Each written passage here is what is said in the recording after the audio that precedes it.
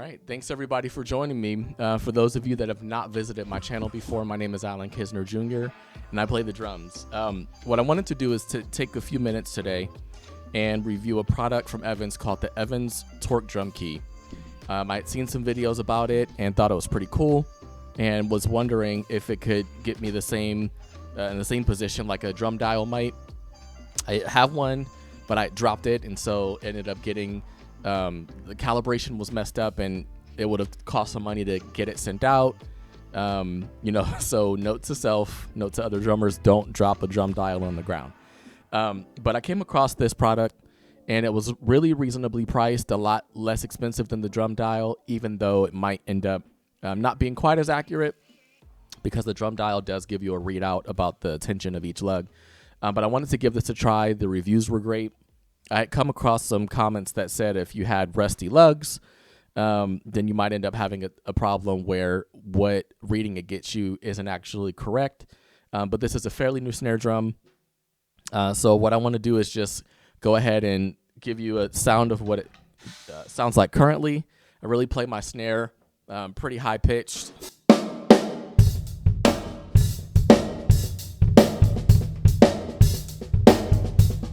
All right, let me take this moon gel off. So yeah, I do play it pretty high pitched, but I wanted to take this and detune it and then tighten all the heads with it and then see what it sounds like. So the idea of the torque key is that you set a tension, a desired tension on the key. So right now I've got it set at 1. When you go around the drum, then it ends up unlocking, and then you lock it back in place and then go to the next lug to try to tighten it. So I'm going to take my ratchet key and just loosen all of these lugs real quick.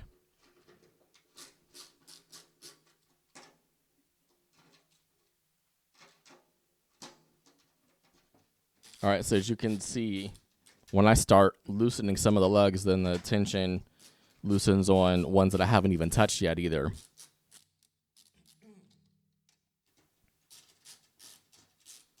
So this is not a new head.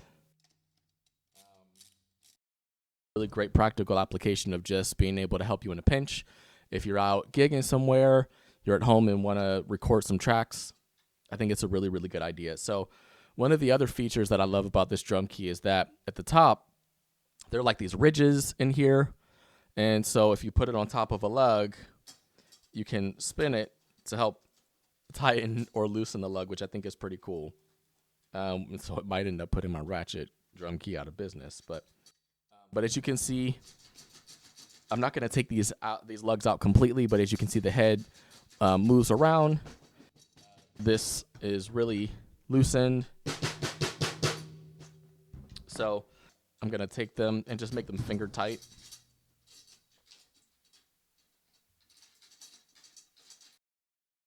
So we'll take this, put it at a 1, and I'm going to go around. So what I'm going to do, some people will say star pattern. Some people don't think that the order that you tune the lugs really matters. What I'm going to do is I'm going to go here, then go completely around the drum to the one opposite of the lug that I start with, then to this one, go back to this lug, then to this one, this lug, until all 10 of them are tightened. The reason for that is if you end up just tightening one side of the snare, then you'll end up seeing that the other side is a whole lot looser. You'll see wrinkles in it, and you really want the drum head to be spread out over the drum completely instead of having it be tighter on one side, because you start on one and don't really move evenly through the drum. So there might be a better way, a better pattern to use.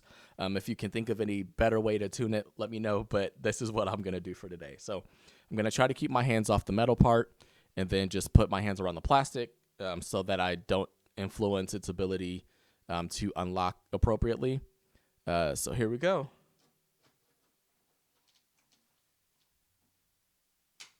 All right, so that unlocked. And I'm not going to try to go too slow just for the sake of time. Okay, lock it back in place.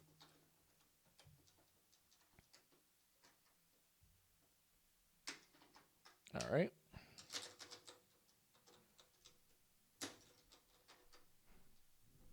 what's cool about it is when you put the key on the lug, it's not like it's falling off and things like that. It really, because it's a heftier key. You know, I don't have any issue with it sliding around once I actually get it on top of the lug. But all right, starting to see these wrinkles go away. So you can really see it's not taking me that long to be able to get these lugs tightened up. Got 2 more left. Cool. Last one. All right. So I'm going to take my key. And actually, I'm just going to go around one quick time just to make sure that they're all about the same tension. To make sure that when, you know, I went through and adjusted a lug or tightened a lug on another side of the snare, that it didn't, you know, detune or mess with the tension on another lug. So they're all pretty much the same. I don't really have to turn any of these lugs tight in order to get the key to unlock again. And I'll turn the snare off, and this is what it sounds like around the snare.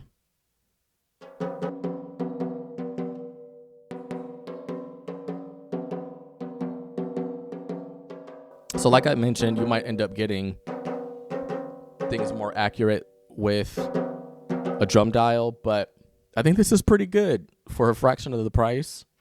I think it's pretty cool. Let me turn the snare on and see what this sounds like.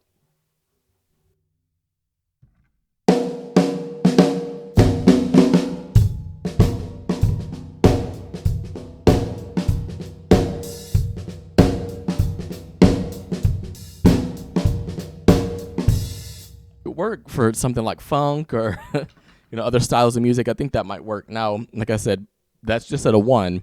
I tend to play my snare a whole lot tighter. So what I'm gonna do is take this and move it up to a 4. And I don't know if this is gonna pick it up in the camera or not, but I went from a 1 to a 4, and I'm gonna start at the same lug and the same pattern, then just go around the drum, see how long it takes to tighten each lug, and to see with the snare off if each lug is at about the same pitch.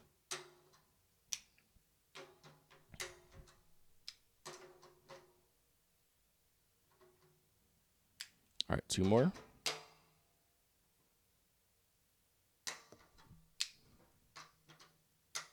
All right. So I'm not going to do that second pass. I just want to turn the snare off and see how it sounds, because the idea is that it's supposed to eliminate a long amount of time in order for you to get each of these lugs in tune. So they all sound about the same, which is pretty cool. Now, I do have a cracked stick. I think both of these are slightly cracked, so that may end up playing into how it sounds, but let's turn the snare on and see what it sounds like.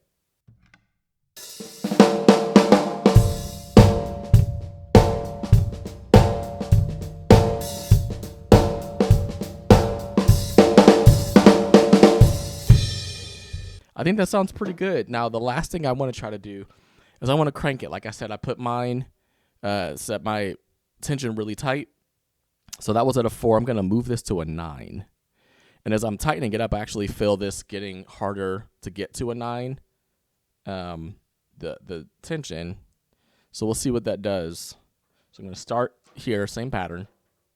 I don't know why this first one, or the first couple that I start to tighten, don't really take a lot of pressure, or don't require me to turn them a lot in order to get them to that level. I'm going from a 4 to a 9, and I really didn't have to turn it at all for it to unlock. So I don't know if it's because I didn't do a second pass, and that as I started to tighten the drum, then this ended up getting tighter once I went through the other lugs. That's a possibility, but here we go. Let's see what this does.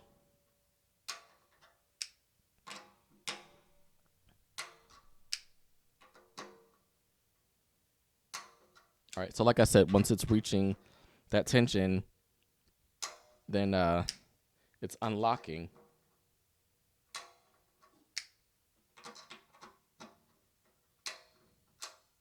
Yeah, see, that one didn't take that long to tighten. All right. I'm going to do a second pass, just go around clockwise and see if they're all about the same tension. Yeah, they seem to be. I don't have to adjust them a whole lot to get the key to unlock again. That one a little bit, but all right. So as you can tell, it really doesn't take that long for each lug to get to the same tension. I'll finish with the one I started with. All right. So snare off, here's what it sounds like each lug.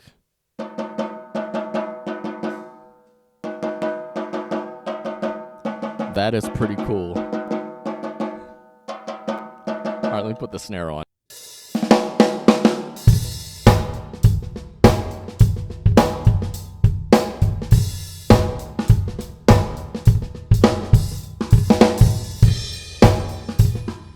I like that. I can live with that, you know?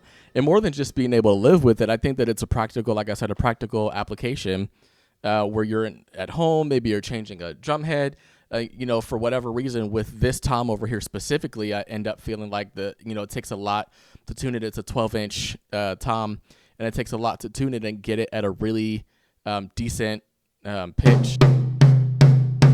And maybe that's because the different lugs are not at the same tension. And so I'm really interested in using this on the whole drum kit to see what it sounds like. But I'm going to throw some Moon Gel on here, or it's Evan's or Drumio's version of Moon Gel, and see what it sounds like.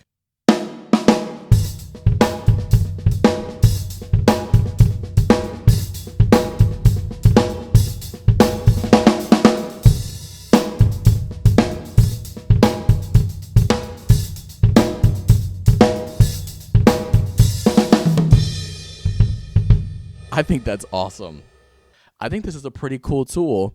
Like I said, it's a fraction of the price of a drum dial. Don't drop it. But I think that it can be really, really helpful to help you get all of your lugs in tune and be really useful, and maybe even replace, keys that I've relied on for a really long time. So if you found this to be helpful or you found this to be interesting, please leave a comment in the video, like and subscribe, and please share this video with any of you drummers that you know or just people that are interested in cool tech. So happy holidays, everyone. God bless, and I'm looking forward to seeing what this does and if this can really be a good way to keep everything in tune. So I'm excited, and we'll see what happens. Take care until next time.